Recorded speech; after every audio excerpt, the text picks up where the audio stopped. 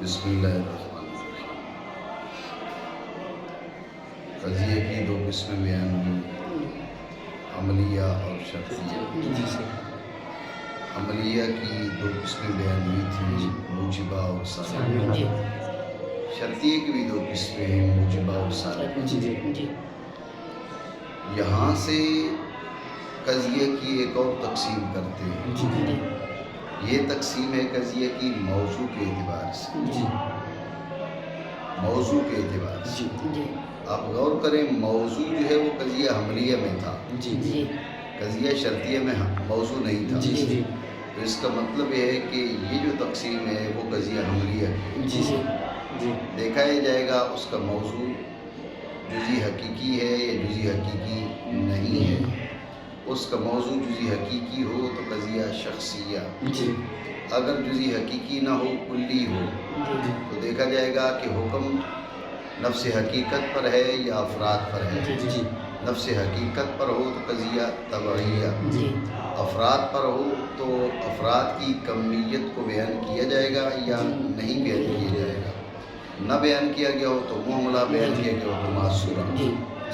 یہ چار قسمیں قضیہ حملیہ کی باعتبار موضوع کے، شخصیہ، تبعیہ، محملہ، معصورہ۔ پھر آگے معصوروں میں تقسیم ہے۔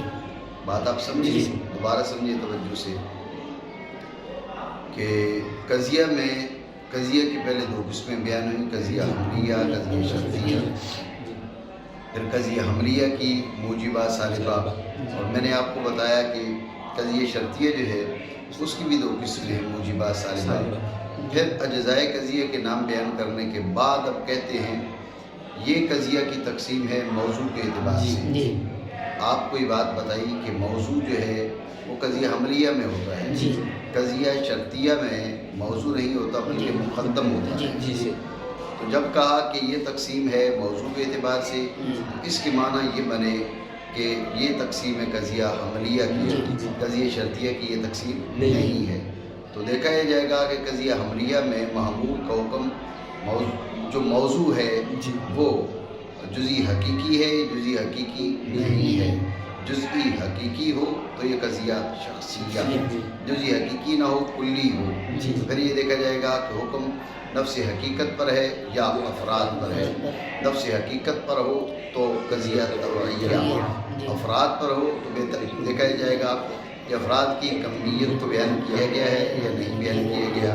نہ بیان کیا گیا ہو تو معاملہ، بیان کیا گیا ہو تو معصورہ۔ قضیہ حملیہ کی موضوع کے اعتبار سے چار قسمیں، شخصیہ، تبعیہ، معاملہ، معصورہ۔ یہی پر یہ بات بھی ذہن میں رکھ لیں، قضیہ شرطیہ میں بھی یہ تقسیم ہوتی ہے لیکن اس میں تبعیہ نہیں بنتا، اس میں تبعیہ نہیں بنتا۔ اور قضیہ شرطیہ میں جو حکم ہوتا ہے وہ مقدم کی تقادیر پر ہوتا ہے۔ تعلیق کا جو حکم ہے مقدم کے لیے وہ مقدم کی تقدیر معین پر ہے یا تقدیر معین پر نہیں ہے۔ تقدیر معین پر تو جزئیہ تو شخصیہ، اور تقدیر معین پر نہ ہو تو پھر یہ دیکھا جائے گا کہ تقادیر کی مقدار کو بیان کیا گیا یا نہیں بیان کیا گیا۔ کمیت کو بیان نہیں کیا گیا تو معاملہ، بیان کیا گیا تو معصورہ۔ تو جو شرطیہ ہے اس میں بھی یہ تقسیم ہوتی ہے لیکن اس میں تین قسمیں بنتی ہیں، تبعیہ کا وہاں پر تصور نہیں ہے، برخلاف حملیہ کے۔ حملیہ میں یہ تقسیم ہوتی ہے اور چار قسمیں بنتی ہیں۔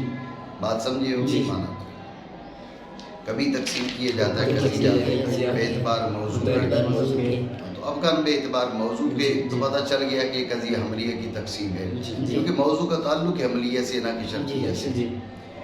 تو موضوع اگر جزئی ہو، کہا نا موضوع اگر جزئی ہو تو جزئی کی دو قسمیں گزری ماقبل میں، جزئی حقیقی، جزئی اضافی، جزئی حقیقی، جزئی اضافی۔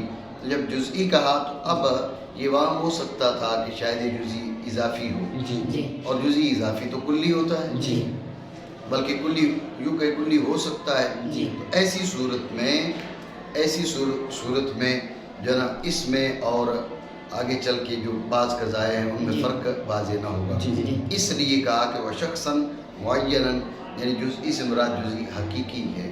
کہا نا ان کان جزئیاً تو جزئی میں دو احتمال ہیں، جزئی حقیقی یا جزئی اضافی۔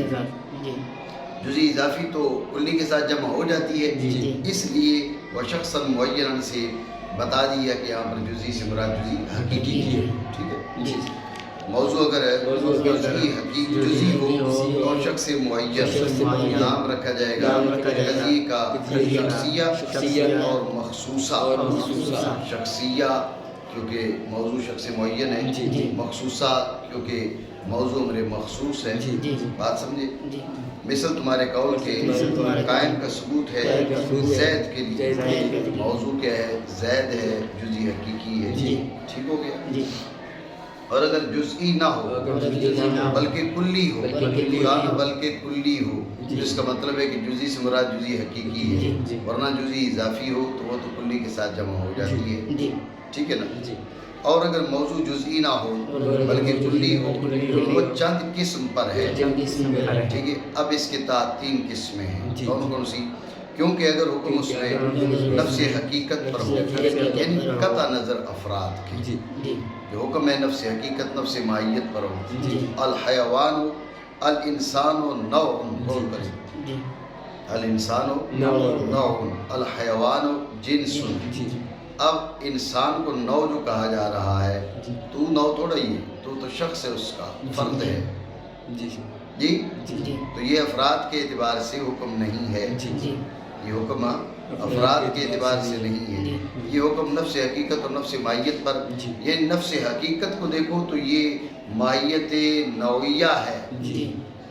ماہیت نوعیہ کے بارے میں ہم نے کہا تھا کلی مقول علی کثیرین متفقین بالحقائق فی جواب ما ہوا، کلی مقول علی کثیرین متفقین بالحقائق فی جواب ما ہوا، تو یہ کیا تھا؟ یہ حکم ہے نفس ماہیت پر، بات سمجھے؟ آپ نے کہا الحیوان جنس، یہاں پر جنس جو اس کو کہہ رہے ہو افراد کے اعتبار سے نہیں کہہ سکتے، کیونکہ حیوان کے جو افراد ہے وہ کہے انسان ہے، انسان جنس تھوڑا ہی، وہ تو نوع ہے۔ فرس ہے، فرس جنس نہیں ہے، نوع ہے۔ غنم، ابل، فیل، جی، یہ اس میں سے جو فرد بھی لوگے یہ جنس نہیں بنے گا، یہ تو نوع بنے گا۔ تم جنس کہہ رہے ہو، ماننا پڑے گا کہ حیوان کو جو جنس کہا جا رہا ہے وہ افراد کے اعتبار سے نہیں، نفس ماہیت کے اعتبار سے، کیونکہ یہ کیا ہے؟ ماہیت کے اعتبار سے کلی مقول علی کثیرین مختلفین بالحقائق فی جواب ما، بات آپ سمجھے ہو نہیں؟ یہ ہے قضیہ طبعیہ، قضیہ طبعیہ، الانسان نوع، الحیوان جنس، بات سمجھے ہو نہیں؟ نام رکھا جاتا ہے قضیہ کا طبعیہ، تو قضیہ کو طبعیہ اس لیے کہا جا رہا ہے کہ جو حکم ہے وہ نفس طبیعت پر ہے، افراد پر نہیں ہے۔ جیسے نوع کا ثبوت ہے انسان کے لیے، جنس کا ثبوت ہے حیوان کے لیے، اور اگر حکم ہو اس طبیعت کے افراد پر تو نہیں خالی اس سے کہ ہوگی افراد کی کمیت اس میں بیان شدہ یا نہ ہوگی، اگر بیان کی جائے افراد کی کمیت نام رکھا جائے گا قضیہ کا محصورہ، محصورہ حصر سے ہے، ٹھیک ہے، اس میں افراد کا گھیرا کر لیا گیا ہے، افراد کا محاصرہ ہو چکا ہے، سارے افراد کے لیے حکم ہے، بعض افراد کے لیے حکم ہے، سمجھے بات کو؟ آپ دیکھیں نا محملہ میں اس چیز کا بیان نہیں ہوتا، یہ سارے افراد کے لیے حکم ہے یا بعض افراد کے لیے، اس کا بیان نہیں ہوتا، بلکہ کیا کہا ہوتا ہے؟ اس میں حکم بیان کر دیا جاتا ہے اور بس، افراد کی کمیت کو چھوڑ دیا جاتا ہے، چھوڑ دیے جاتے صرف بولا جاتا ہے محملہ، متروکہ، اعمال کے معنی ترک کے ہیں، تو افراد کی کمیت کے بیان کو چھوڑ دیا گیا، ترک کر دیا گیا، اسی لیے وہ محملہ ہے، بات آپ سمجھے؟ ٹھیک ہو گیا؟ تو اس معصورہ میں کیا وہ افراد کی کمیت بیان کی گئی، گویا کہ افراد کا گھیراؤ ہو چکا ہے، اس لیے اس کو معصورہ کہتے ہیں، نام رکھا جاتا ہے قضیہ کا معصورہ۔ جیسے تمہارے قول کے حیوان کا ثبوت ہے انسان کے ہر فرد کے لیے، انسان کا ثبوت ہے حیوان کے بعد افراد کے لیے، ٹھیک ہو گیا؟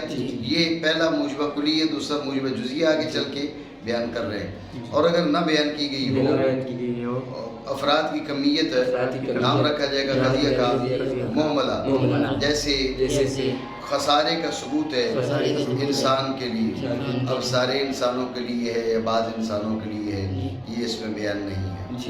وہ جو آیہ مقدسہ میں فرمان ان الانسان لفی خسر، ان الانسان لفی خسر، وہ ایک الگ مسئلہ ہے کیونکہ وہاں پر علم برائے استغراق بنایا جاتا ہے، علم برائے استغراق، اس لیے آگے الا الذین آمنوا وہ استثناء کیے جا رہے ہیں۔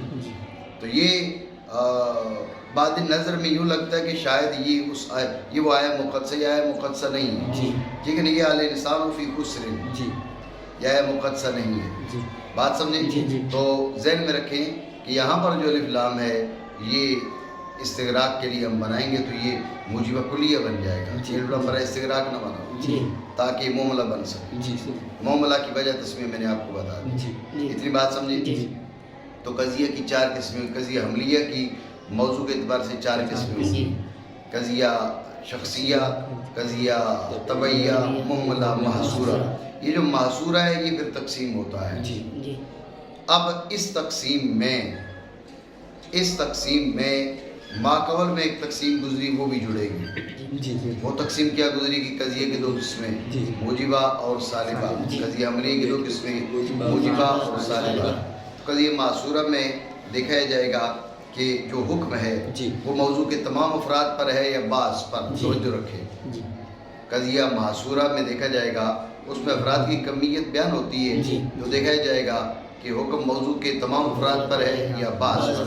اگر آپ کہیں کہ تمام پر تو پھر وہ ایجابی ہے یا سلبی ہے، ایجابی تو موجبہ کلیہ، سلبی تو سالبہ کلیہ۔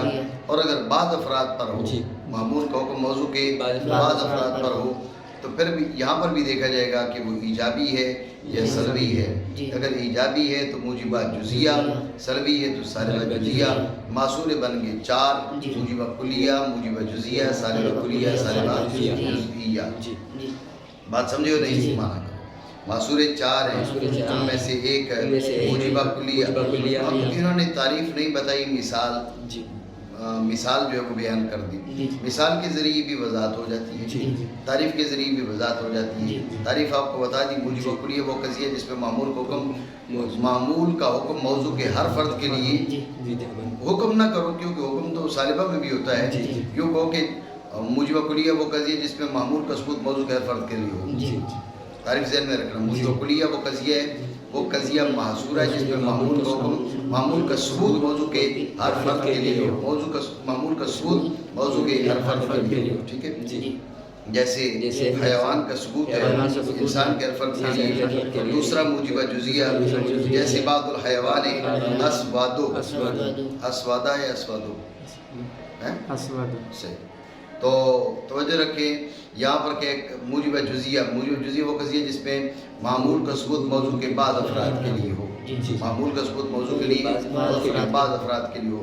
اسود کا ثبوت حیوان کے بعض افراد کے لیے۔ سارے حیوان تو اسود نہیں ہیں جی، سارے حیوان اسود ہوتے تو تم بھی ایسی ہوتے، ٹھیک ہے نا؟ اب خوش ہو گئے، صحیح مانا کرے۔ اور تیسرا سالبہ کلیہ، جیسے لا شیء من الزنجی، یہ بھی اب یاد ہاں۔ تو اب کیا سالبہ کلیہ کیا ہے؟ سالبہ کلیہ وہ قضیہ محصورہ ہے جس میں معمول کی سلب موضوع کے ہر فرد سے ہو، ٹھیک ہے؟ قضیہ سالبہ کلیہ وہ قضیہ محصورہ ہے جس میں معمول کی سلب موضوع کے ہر فرد سے ہو۔ ابیت کی نفی ہے، ابیت کی سلب زنجی کے ہر فرد سے ہے، ابیت کی سلب ہے زنجی کے ہر فرد سے، ابیت کی سلب ہے زنجی کے ہر فرد سے، ٹھیک ہے نا؟ مانا کریں۔ اور چوتھا سالبہ جزیہ، جیسے بعض الانسانی لیس باسود، سالبہ جزیہ وہ قضیہ معصورہ ہے کہ جس میں معمول کی سلب موضوع کے بعض افراد سے، جس میں معمول کی سلب موضوع کے بعض افراد سے ہو۔ اسود کی نفی ہے انسان کے بعض افراد سے، اسود کی نفی ہے انسان کے بعض افراد سے، جو اس کے معنی کریں، بات آپ سمجھے ہو؟